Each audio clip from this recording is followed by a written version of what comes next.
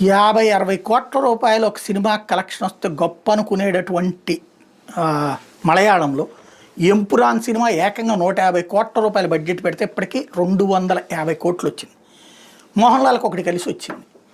మొన్న ఏదైతే చావా సినిమాలో ఒక సెంటిమెంట్ దానికి అన్ని వందల కోట్ల రూపాయలకు కారణమైంది.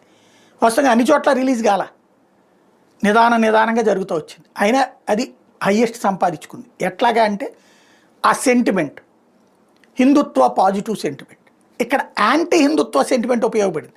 ఎప్పుడైతే కొన్ని హిందూ సంఘాలు దీని మీద అబ్జెక్షన్ రైట్ చేసినాయో, గోద్రాలర్లన్నో నరేంద్ర మోడీని టార్గెట్ చేశారనో ఇట్లాంటివి వచ్చినాయో, అప్పటి నుంచి చూడటం ఎక్కువైందట.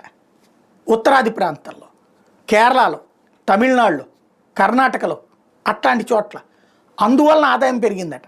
ఇప్పుడు దాదాపుగా 250 కోట్ల నుంచి 300 కోట్ల రూపాయల దాకా దాటింది. అయితే ఈ లోపుగా ఆ బిట్స్ తీసేస్తా